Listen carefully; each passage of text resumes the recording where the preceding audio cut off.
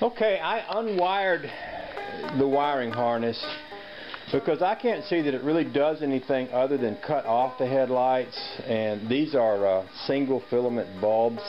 Really all you would need is one switch for that.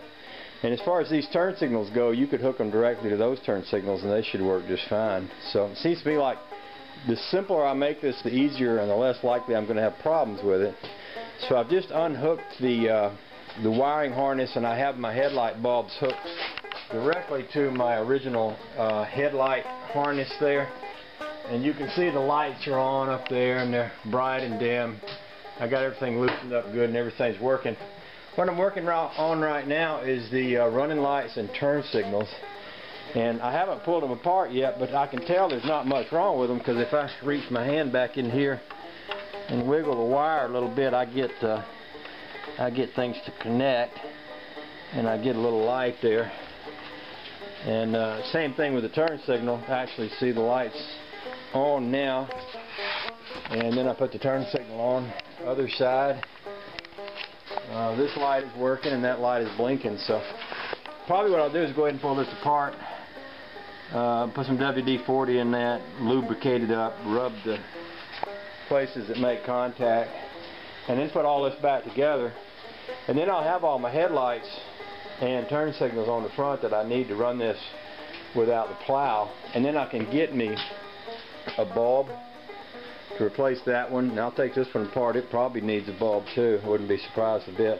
Although I did notice on it that there's a ground wire that comes out of it that's not grounded. So it could be that that would actually work if it had a good ground. So there's that to consider too.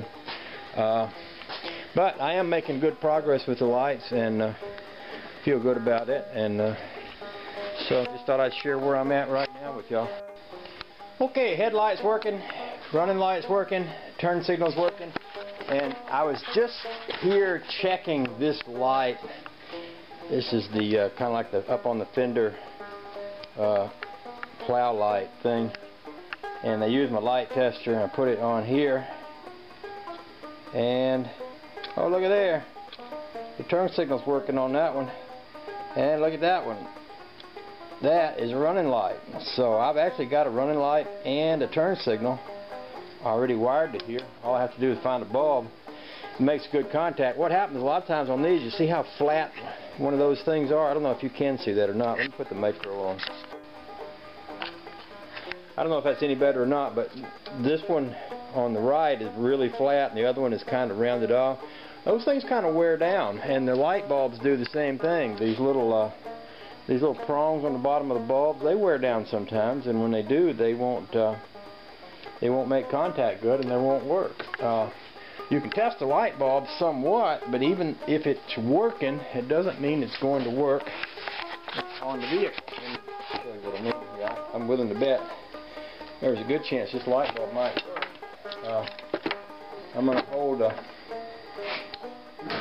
to hook a hot wire and a ground wire here onto my battery. Now I'm going to hold the ground onto the body of the light bulb. When I touch the hot wire on this side, it doesn't work, and on that side it doesn't work. So I know this bulb doesn't work at all. I have got, y'all might remember when I bought them, some old LED light bulbs that I ordered off eBay and wasn't happy with them and never did use them. It might be interesting to see if I can fit them inside there and use them. We'll dig out the box they're in, and yeah, here's a whole boatload of them. So let's just try. Let's try some of these fancy dancy LED light bulbs in there and see what happens. Wee doggies. Oh, just look at that. How cool is that? Let's see if the other side works.